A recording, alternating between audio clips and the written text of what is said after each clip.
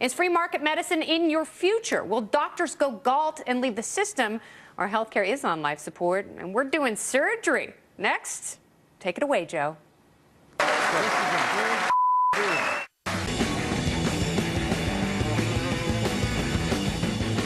Welcome back to the Independence. Tonight's show is all about the American healthcare system and why it is on life support. It only seems right to have a couple of doctors on the panel. And tonight, our bone saws in residence are Dr. Elizabeth Rosenthal. She's a dermatologist, and she's glorious. And Dr. Steven Reisman. He's director of the New York Cardiac Diagnostic Center. Dr. Reisman, every time I breathe in, it catches. And when I run, my heart beats faster. Is that normal? Yeah, I mean, if you're in good shape or not. If you're in good shape, it'll beat less fast. Are you saying I'm fat? I'm saying maybe you need to, no, maybe you need to exercise every day. That's all. Wow. The gloves are coming off. All right, well, people are not thrilled with Obamacare. The private insurance market is in total chaos, and there is no solid alternative in sight. Here's the president. The nation's largest organizations representing doctors and nurses have embraced our plan. All right, well, doctors I know pretty much hate Obamacare. What have you two found? How will this new healthcare horizon affect the way you perform medicine? It won't affect the way I perform medicine at all, and I think it's Why not? It's not going to change anything. You don't think it's going to change anything you do? I think more people will have insurance. Okay. That's good. And I think the insurance companies will not be able to abuse the patients as badly as they have. But otherwise, it's not going to change.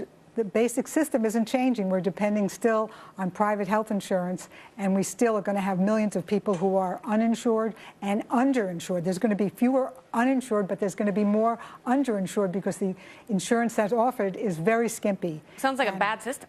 Yeah, I think it is. Well, doctor, do you think that's the #1 problem facing our healthcare system? The fact that some people had not traditionally had insurance, certainly under Obamacare, they're supposed to be able to purchase insurance with these subsidies? There are so many things wrong with our current healthcare system. It's hard to say what the worst thing is, but certainly many people in this country just cannot afford healthcare. They just simply can't afford it. They don't go to the doctor when they need to because they can't afford it. Is this a prescription to fix healthcare, and how will Obamacare affect the way you perform medicine? I think Obamacare will affect the way myself and many physicians practice medicine. I think the problem is that a lot of these new health plans, although the premiums are low, the deductibles are very high, and it'll dissuade patients from coming to see the doctor if they have a $5,000 deductible. I think it's a real disaster. I mean, I think it's not the way to go, and I think it's going to hurt the practice of medicine because many people who used to be in a better coverage plan are now going to be on a plan that really requires them to pay out of pocket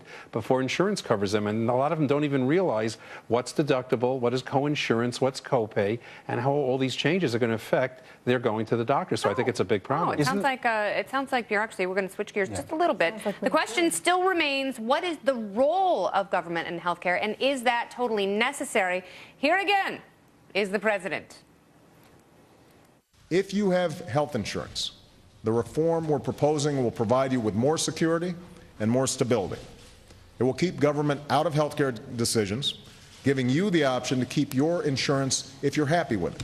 That is malarkey nonsense. I had a great insurance plan. I lost it, and far ahead of the January 1st deadline, when I lost my insurance, I signed up for insurance, but because the government has thrown healthcare into such total chaos, consumers like me have no way of reaching the insurance company to find out if we're actually covered.